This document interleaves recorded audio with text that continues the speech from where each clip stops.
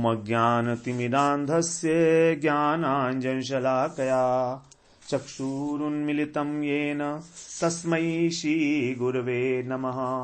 वन्देऽहं श्रीगुरो श्रीयुतपदकमलं श्रीगुरून् वैष्णवांश्च श्रीरूपं साग्रजातं सहगण रघुनाथान्वितं तं सजीवं साद्वैतं सावधूतं परिजन सहितं कृष्ण चैतन्य देवं श्रीराधा कृष्ण पादान् सहगण ललिता श्री विशाखान्वितांश यत्पाद पद्म नखचन्द्रमणिच्छटाया विस्फूर्जितं किमपि गोपवधूष्वदर्शी पूर्णानुराग रससागर सारमूर्ति साराधिका मयि कदापि कृपां करोतु। हरे कृष्णा। सर्वप्रथम मैं अपने गुरुपाद पद्म ओम विष्णुपाद अष्टोत्तर शत श्री श्रीमद् भक्ति वेदांत माधव गोस्वामी महाराज के चरण कमलों में अनंत कोटि दंडवत प्रणाम ज्ञापन करता हूं। हम लोग श्री नरोत्तम दास ठाकुर के द्वारा लिखी गई प्रेम भक्ति चंद्रिका का श्रवण कर रहे हैं। 120 प्यार और श्लोकों से समन्वित ये जो एक छोटा सा ग्रंथ है हमारे लिए बड़ा ही उपादेय है। रागानुगा भक्त का जिसके अंदर रागानुगा भक्ति के लिए जिसके अंदर लोभ उत्पन्न हो चुका है, कृष्ण प्रेम प्राप्ति ही जिसका एकमात्र उद्देश्य है, जो राधा जी के चरणों में ही अपने को समर्पित कर चुका है, उसी के लिए ये ग्रंथ है कि किस प्रकार हम युगल सरकार के प्रति अपनी एक निष्ठा को जो है दृढ़ कर सके। हमारी जो भजन की परिपाटी है वो कैसी हो, हमें क्या छोड़ना चाहिए, क्या करना चाहिए, किस प्रकार का निश्चय करके हमें भजन में आगे बढ़ना है, बड़े विस्तार से बड़े सरल शब्दों में ठाकुर महाशय यहां पर हमको समझा रहे हैं। प्रेम निष्ठा क्या होती है, सेवा निष्ठा क्या होती है, एकांतिकता क्या है। भजन में एकांतिक शब्द, अनन्य शब्द तो हमने बहुत सुना है, लेकिन उसकी वास्तविक उसमें तत्व क्या है, तो वे सब हम लोग यहां पर श्रवण कर रहे हैं। 80वीं त्रिपदी में बताया कि उदाहरण दिए कि जिस प्रकार मछली जल के बिना मर जाती है, जिस प्रकार चातक पक्षी केवल स्वाति नक्षत्र में जब मेघ वर्षा करते हैं तो उसी जल को पीकर अपनी प्यास बुझाता है। सरोवर के किनारे रहकर भी पूरी गर्मियों प्यासा रहता है, और अगर नहीं होता ऐसा तो मरी जाता है। इस प्रकार की भक्ति, तो जो कुछ भी मुझे चाहिए वो केवल कृष्ण से चाहिए। यदि मुझे किसी प्रकार की परेशानी भी है, भोग भी चाहिए, तो कृष्ण से चाहिए। एकांतिक भक्ति चाहिए, बस इतना बहुत आवश्यक है। ये एकांतिकता व्यभिचारिणी भक्ति नहीं, अनन्य भक्ति होनी चाहिए। भगवान को वही प्रिय है। अब भगवान को जो प्रिय है हम वही तो करेंगे ना, उन्हीं के लिए तो सब कुछ कर रहे हैं, कृष्ण प्रेम के लिए तो कर रहे हैं, और क्या चाहिए हमको। तो यहां पर भी अब 81वीं त्रिपदी में उसी संदर्भ में आगे एकांतिक भक्ति की रीति तो बता दी, अब यहां पर प्रेम का स्वभाव बता रहे हैं कि क्या है। लुब्ध भ्रमर जेनो चकोर चंद्रिका तेनो पतिव्रता जन जेनो पति अन्यत्र न चले मला जेनो दरिद्रेर धना एई मतो प्रेम भक्ति रीति। पहले एकांतिक भक्त की रीति बताई, अब यहां पर प्रेम भक्ति की रीति बता रहे हैं, उदाहरण दे रहे हैं। यहां पर भी 3 उदाहरण हैं। कह रहे हैं कि लुब्ध भ्रमर जेनो, जिस प्रकार भ्रमर लोभी होता है, सौरभ का, मकरंद का, भ्रमर जो है पराग जो होता है पुष्प के अंदर, उसका पान करता है और सौरभ से वो आकृष्ट हो जाता है। तो जो सुगंध है पुष्प की, उससे आकृष्ट होकर वो उसके मकरंद का पान करने के लिए पुष्प पर आकर बैठता है। उसी प्रकार से तो लुब्ध भ्रमर जेनो, अर्थात जो अत्यंत लुब्ध है, लोभी है, ऐसा भ्रमर। दूसरा, चकोर चंद्रिका तेनो, और जैसे चकोर चंद्रिका का लोभी है। तीसरा उदाहरण, पतिव्रता जन जेनो पति, और जैसे पतिव्रता की प्रीति है अपने पति में। 3 प्रकार के उदाहरण दिए। भ्रमर का लोभ सौरभ के प्रति, चकोर का लोभ चंद्रिका के प्रति, और पतिव्रता पत्नी की प्रीति अपने पति के प्रति। तो जैसे उनका मन कहीं और नहीं चलता, अन्यत्र ना चले मन, उनका मन कहीं और नहीं जाता। जेनो दरिद्रेर धन, जैसे कि एक दरिद्र व्यक्ति को धन बड़ा प्यारा होता है। दरिद्र व्यक्ति को धन बहुत प्यारा होता है, स्वाभाविक है। एई मतो प्रेम भक्ति रीति ही, यही है प्रेम भक्ति की रीति। प्रेम भक्ति की रीति यही है। क्या है कि प्रेमी भक्त का जो सर्वस्व है एकमात्र श्री युगल किशोर की सेवा, उतना एकांतिकता, केवल कृष्ण, केवल युगल सरकार मेरे। तुलुब्ध भ्रमर जेनो चकोर चंद्रिका तेनो, पतिव्रता जन जेनो पति। तो जिसके हृदय में युगल सरकार के प्रति प्रेम विराजमान है, उसका स्वभाव इसी प्रकार का होता है। उसका स्वभाव बता रहे हैं। जैसे मकरंद के द्वारा लोभी भ्रमर होता है, चंद्रिका के द्वारा लुब्ध चकोर होता है, और पतिगत प्राणा पतिव्रता स्त्री होती है, उसी प्रकार। तो मकरंद जो है वो भ्रमर को लुब्ध करता है और वो कमल के अंदर आकर बैठ जाता है, कमल के पुष्प के ऊपर।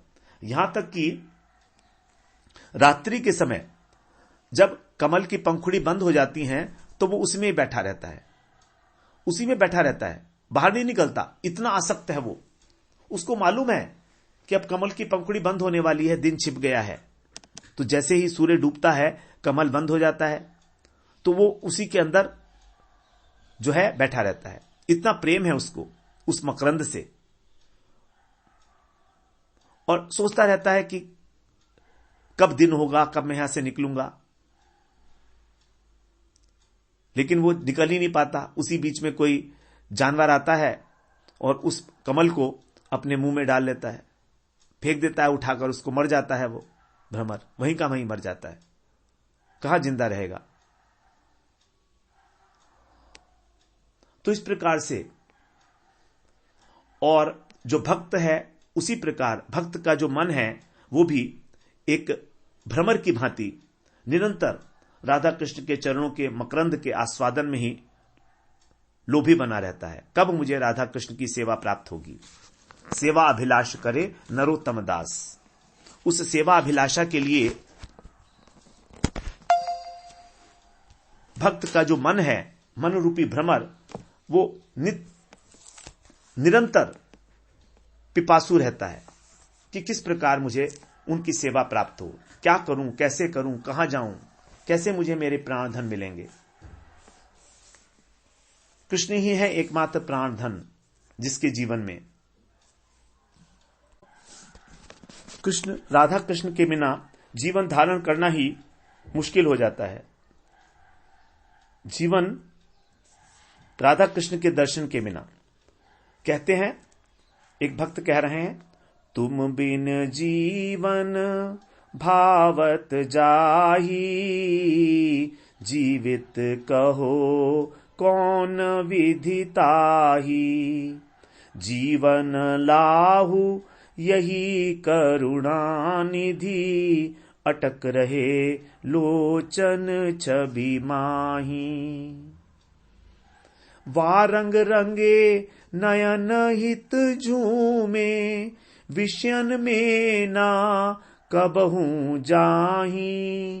इति मोहि अभिलाष किशोरी, बसहु सदा पद पंकज छाही। हे प्यारी जू, आपके जो दर्शनों का लाभ प्राप्त किए बिना जो अपने जीवन को व्यतीत कर लेते हैं, उनका जीना क्या कोई जीना है। उन्हें किस प्रकार जीवित कहें। उनको कौन कहे कि वो जीवित हैं। अरे भाई, वो तो जिंदा रहते हुए भी मरे के समान है। हे करुणानिधि, मुझे तो केवल आपके नेत्रों की छवि में अटक कर जीवन धारण करना यही जीवन का वास्तविक लाभ लगता है। वार रंग रंगे नयन हित झूमे, विषयन में ना कबहू जाई। कभी भी मेरा जीवन विषयों के अंदर ना जाए, विषय वासनाओं में मुड़कर भी ना देखे। तो जीवन तो तभी सफल है जब आपके रंग में मेरे नेत्र रंग जाएं और विषयों की ओर मुड़कर भी ना देखें। और बस मेरी तो है किशोरी जू एक ही अभिलाष है, इति मोहि अभिलाष किशोरी, बसऊ सदा पद पंकज माही। आप बसऊ सदा पद पंकज छाही, आपके चरण कमलों की छाया में ही मैं निवास करूं। और आगे कह रहे हैं, विष सम लगे और सुख जे तो, तुम बिन कछु सुहावे नाही। मोपा मर तन नयन जु फेरहु, शिव ब्रह्मादिक देख सिहाही। कै भरी नयन दरस सुख पाऊं, कै तन त्यागो द्वार कराही। इतनो याचत भोरी किशोरी, पाही पाही दर्दीली पाही। कह रहे हैं कि मुझे सांसारिक सुख विष के समान जहरीले लगने लगे, ये मेरी इच्छा है, और आपके अतिरिक्त मुझे कुछ भी अच्छा ना लगे। यदि आप मुझ जैसी जो पापों के अंदर हमेशा लिप्त रहती है उसके ऊपर यदि आप अपनी कृपा दृष्टि मुझ पर कर देंगी, तो फिर शिव ब्रह्मा भी ये देखकर प्रसन्न होंगे। तो मेरी यही मनोकामना है कि या तो मुझे आप अपने नेत्रों की पूर्ण तृप्ति के साथ दर्शन का लाभ दे दें, अन्यथा मैं आपके विरह की पीड़ा में अपने प्राणों का विसर्जन कर दूं। बस यही अभिलाषा है मेरी। कै तन त्यागो द्वार कराही, अपने शरीर को ही मैं त्याग दूंगी, बस यही इच्छा है। और एक छोटी सी प्रार्थना है कि आप तो दूसरे के दर्द को अपना दर्द मानकर उनकी सहायता के लिए दौड़ पड़ती हो। आप कैसी हो? दर्दीली, अर्थात दूसरे के दर्द को अपना दर्द समझती हो, इसलिए पाही पाही, मैं आपकी शरण हूं, मैं आपकी ही शरण हूं। तो जब आप दूसरे के दर्द में, दूसरे के दर्द को देखकर इतना आपका चित्त विगलित हो जाता है, तो फिर मैं तो आपकी शरण में हूं, मेरे ऊपर ये किशोरी कब कृपा करोगी। तो इस प्रकार से एकांतिक भक्त केवल और केवल युगल सरकार से ही प्रार्थना करते हैं। उसी प्रकार से दूसरा उदाहरण दे रहे हैं चकोर चंद्रिका का। जो चकोर होता है वो पूर्ण चंद्र की चांदनी में विभोर हो जाता है उसको देखकर, और एक टक उसे ही देखता रहता है, चंद्रमा को ही। उसी प्रकार जो भक्त के प्राण चकोर रूपी प्राण हैं, वो भी युगल सरकार के मुख चंद्र की माधुरी के आस्वादन में हमेशा विभोर रहते हैं, हमेशा छके रहते हैं। हृदय में उसकी जो युगल सरकार की माधुरी है वो बार बार इस स्फूर्ति को प्राप्त होती है और उसके छके रहते हैं मन, उसी से छका हुआ उसका हृदय रहता है। उसको फिर कोई अच्छा नहीं लगता कुछ देखना, संसार का कोई रूप उसे अच्छा नहीं लगता। उसके बाद तीसरा उदाहरण दे रहे हैं, जैसे पतिव्रता स्त्री, उसके प्राण अपने पति में होते हैं, इतनी प्रीति है उसकी, चाहे जागृत स्वप्न सुषुप्ति कोई भी अवस्था हो। यदि सो रही है कोई पतिव्रता स्त्री और उसको भी जगा के पूछोगे तो सोते सोते भी उसको ये पता है कि वो पत्नी है, वो उसको भूलती नहीं है कि मैं पत्नी हूं। देखिए कितना उसके साथ आइडेंटिफिकेशन है। पतिव्रता स्त्री के लिए पति ही सबसे ऊपर है, तो वो अपने पत्नी धर्म को कभी नहीं भूलती। इसीलिए कह रहे हैं तीनों अवस्थाओं में, जागृत स्वप्न सुषुप्ति में भी उस पत्नी को अपना पातिव्रत धर्म याद होता है। वो कुछ नहीं जानती है, निरंतर पति सेवा में लगी जाती है। कब दिन जाए कब दिन रात आए उसे नहीं मालूम। उसी प्रकार से जो प्रेमी भक्त हैं वो भी अपने शरीर, अपने मन और अपनी वाणी से निरंतर कृष्ण सेवा में राधा कृष्ण की सेवा में अपना जीवन जो है यापन करते हैं। तो यही है सेवा के अंदर तन्मयता। इतने तन्मय हो गए हैं वो कि अब उनको ऐसा लगता है कि बस जीवन है तो सेवा है, सेवा है तो जीवन है। भजन का ही दूसरा नाम सेवा है, भक्ति का ही दूसरा नाम सेवा है, प्रीतिपूर्वक सेवा। वो सेवा अनेक प्रकार से की जाती है, शरीर के द्वारा, मन के द्वारा, वाणी के द्वारा। तो यहां पर 3 प्रकार के जो उदाहरण दिए गए प्रीति की रीति को बताने के लिए, चकोर नहीं, चकोर से पहले भ्रमर, चकोर और पतिव्रता, इनकी 3 के अंदर एकांतिक निष्ठा है, कमल में, चंद्रमा में और अपने पति में। उसी प्रकार जो भक्त है, प्रीतिमान भक्त है, वो राधा माधव के चरणों में उसकी एकांतिक निष्ठा है। गोविंद भाष्य के अंदर बलदेव भूषण जी ने लिखा है कि जो सकाम भक्त हैं उनसे जो निष्काम भक्त हैं भगवान के, वो श्रेष्ठ हैं। सकाम भक्त से निष्काम भक्त श्रेष्ठ हैं। भगवान ने गीता में भी ये कहा है कि जो ज्ञानी भक्त हैं वो तो मेरी आत्मा ही है, ज्ञानी तू आत्मैव मे मतम। क्यों ऐसा क्यों कहा भगवान ने? क्योंकि वो एक निष्ठ है, ज्ञानी भक्त एक निष्ठ है। अपने 4 भक्तों के विषय में बताकर भगवान ने गीता में 7वें अध्याय में 16वें श्लोक में अपने 4 भक्त बताए। आर्त भक्त, जिज्ञासु, अर्थार्थी और ज्ञानी। उनके अंदर कौन श्रेष्ठ है 17वें श्लोक में बता रहे हैं। तेषाम ज्ञानी नित्य युक्त एक भक्तिर विशिष्यते प्रियो ही ज्ञानिनो अत्यर्थम अहम सचमम प्रिय। इन चारों में तेषाम, जो ज्ञानी पुरुष है, जो ज्ञानी भक्त है, वो नित्य युक्त है, अर्थात मेरे साथ वो निरंतर प्रीति करने वाला है, मुझसे जुड़ा हुआ है। कैसे जुड़ा हुआ है? एक भक्तिर विशिष्यते, अपनी एक निष्ठा भक्ति के द्वारा, एकांतिक भक्ति के द्वारा, अव्यभिचारिणी अनन्य भक्ति के द्वारा। तो इसलिए वो विशेष है, अति उत्तम है, विशिष्यते, ये उसका वैशिष्य है।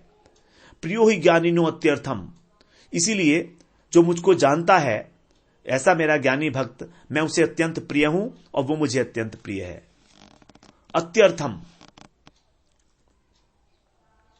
और उसको तो बता दिया कि वो तो मेरा स्वरूप ही है। ज्ञानी तू आत्मैव मे मतम, 18वें श्लोक में कह रहा।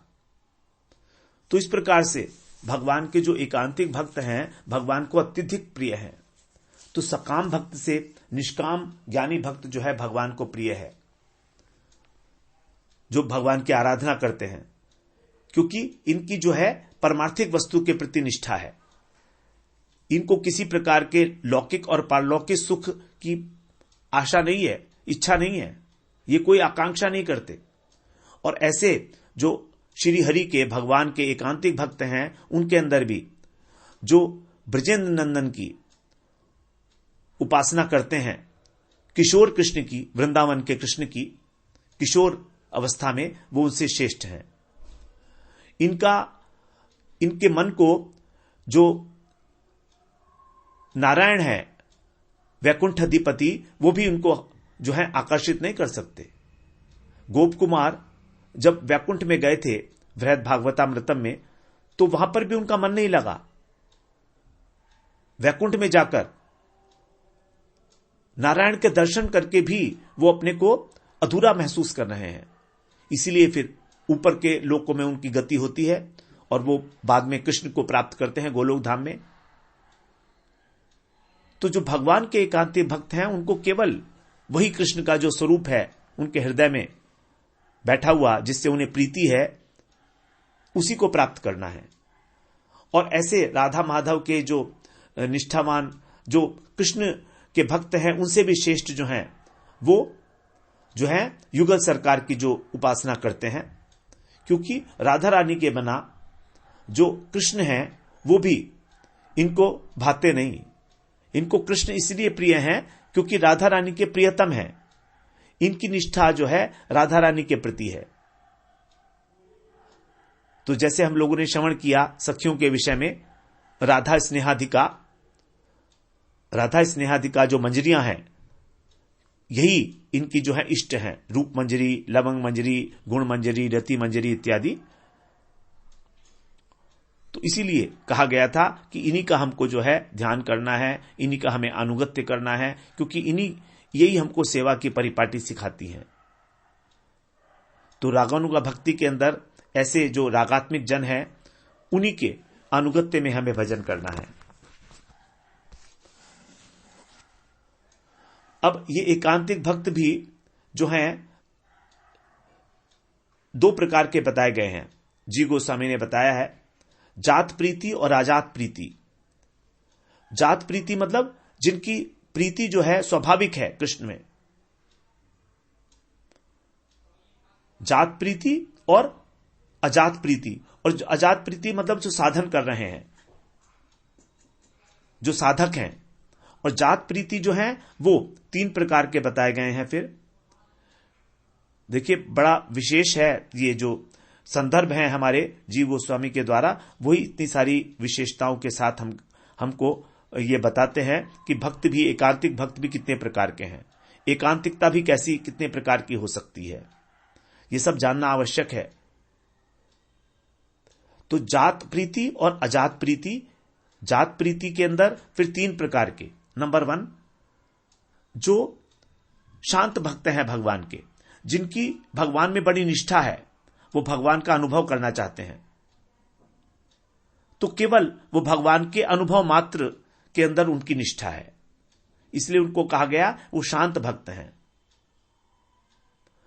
ये जो शांत भक्त हैं, इनके अंदर भगवान के प्रति कोई ममता नहीं है, इनके अंदर भगवान के प्रति कोई सेवा का भाव नहीं है, वो केवल उनके दर्शन की प्रार्थना करते हैं, इनके अंदर सेवा वासना नहीं। यदि भगवान इनके ऊपर एक बार कृपा दृष्टि करते हैं तो ये तृप्त हो जाते हैं, इनको बड़ा आनंद मिलता है, बस उतना ही चाहते हैं ये, और इससे अधिक नहीं चाहते। श्रीमद् भागवत पुराण में आया है, जब कर्दम ऋषि ने तपस्या की थी भगवान की, क्योंकि ब्रह्मा जी ने उनको आदेश दिया था, ये ब्रह्मा जी के छाया से उत्पन्न हुए थे कर्दम ऋषि, तो ब्रह्मा जी ने इनको आदेश दिया था कि तुम सृष्टि की रचना करो। अब सृष्टि की रचना करने के लिए इन्होंने तपस्या की थी। तो देखिए, पहले सृष्टि की रचना अर्थात संतान पैदा करने के लिए भी तपस्या की जाती थी, तब संतान जो है बड़ी अच्छी संतान हुआ करती थी, उत्कृष्ट संतान होती थी। तो कर्दम ऋषि ने इस प्रकार जब भगवान की तपस्या की, बहुत वर्षों तक भगवान की तपस्या की है, तब इनको भगवान के दर्शन हुए थे, और ये भगवान के दर्शन करके बड़ा इनको आह्लाद हुआ, बड़ा उनके हृदय में आनंद की उपलब्धि हुई। तो जब भगवान ने इनको देखा तो भगवान की जो स्निग्ध दृष्टि थी उसका पान करके, उनकी चितवन को देखकर इनको बड़ा आनंद प्राप्त हुआ, और बहुत लंबे समय तक जो इन्होंने तपस्या की थी, इनका जो शरीर था अत्यंत दुर्बल हो गया था, तो होते हुए भी इन्होंने अपने में किसी प्रकार की कमजोरी का अनुभव नहीं किया, क्योंकि भगवान की कृपा दृष्टि से ही इनके अंदर एक विशेष आनंद की उपलब्धि हुई, जिससे इनको ऊर्जा का अनुभव हुआ। तो इनकी जो है भगवान में निष्ठा थी।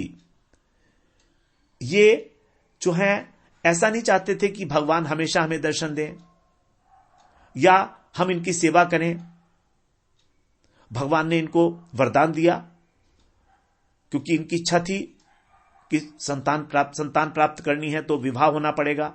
तो इन्होंने भगवान से कहा, तो भगवान कहा, हाँ हम जानते हैं सब कुछ, तुमने क्यों तपस्या की है, और तुम्हारी जो है तुम्हारा विवाह देवहूति जी से होगा। मनु महाराज की जो पुत्री हैं, आज से 3 दिन बाद वो तुम्हारे पास आएंगे, तब तुम उनको स्वीकार कर लेना। इस प्रकार से भगवान कह के चले गए। और भगवान ने यह भी कहा कि मैं स्वयं तुम्हारे घर में पुत्र के रूप में आऊंगा। भगवान ने स्वयं ये कहा। तो कपिल भगवान इनके घर में आए पुत्र के रूप में। जब कपिल भगवान इनके घर में आए तो ये जानते थे कि ये भगवान है, तो ऐसे भगवान को भी इन्होंने बड़ी ऐश्वर्य बुद्धि के साथ उनकी पूजा की, उनका सत्कार किया, उनको प्रणाम किया, और उनसे आज्ञा लेकर फिर वन में तपस्या करने के लिए चले गए। तो इनकी किसी प्रकार का कोई इनके अंदर प्रेम नहीं था, सेवा नहीं करने का इच्छा नहीं थी।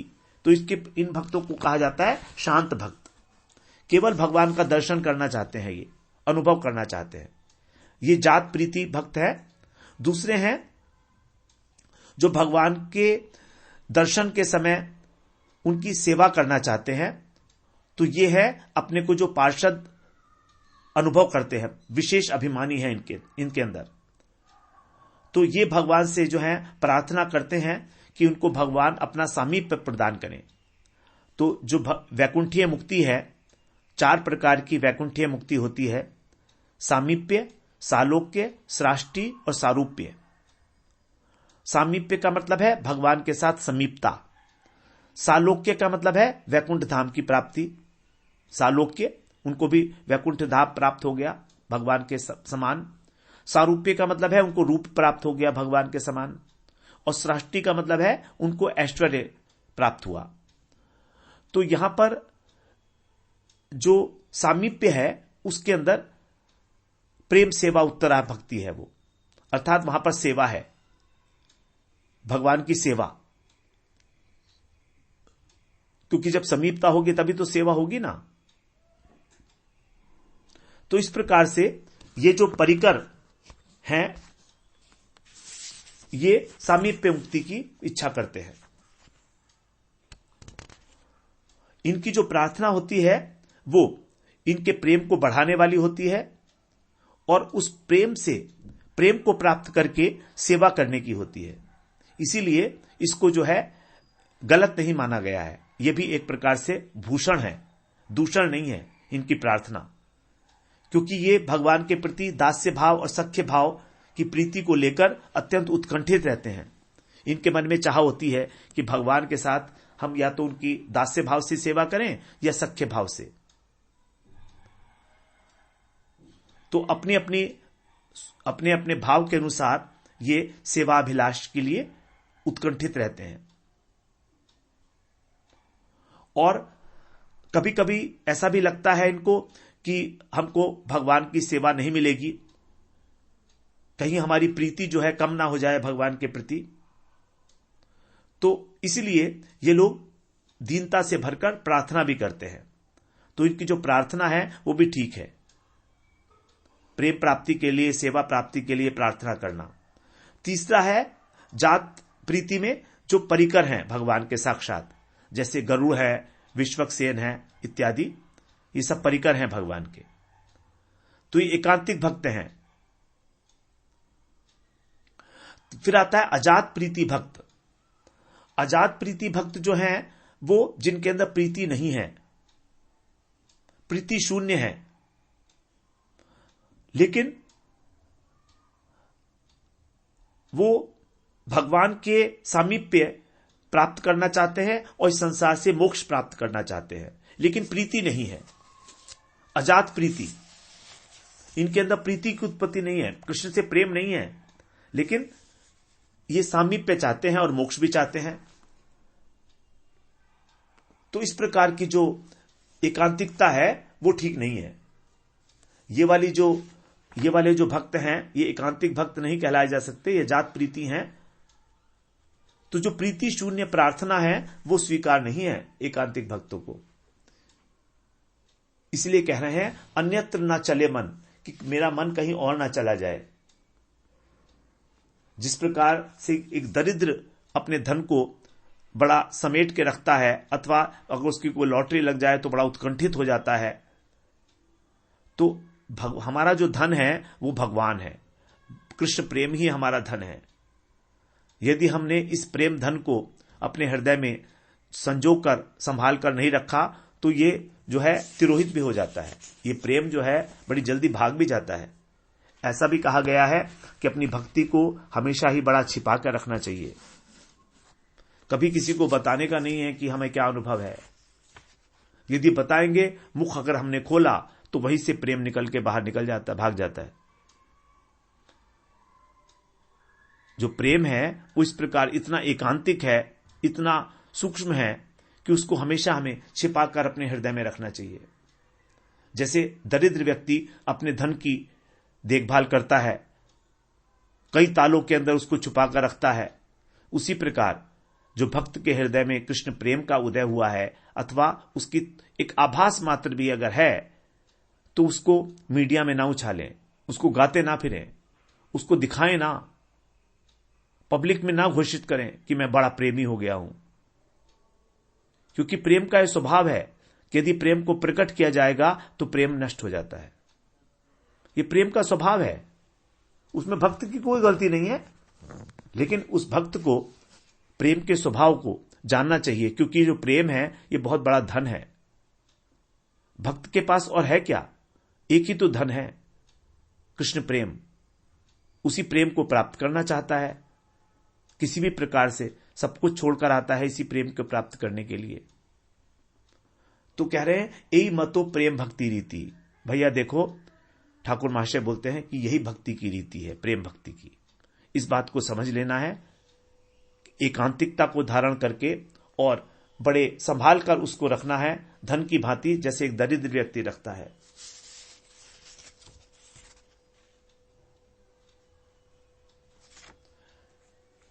यही मतो प्रेम भक्ति रीति, यही है प्रेम भक्ति की रीति। तो इस प्रकार से हम लोग आज ये 81वां पद है, इसको हम लोग यहीं पर आप विश्राम लेते हैं। अगले सत्र में फिर हम 82वां जो त्रिपदी है उसमें प्रवेश करेंगे।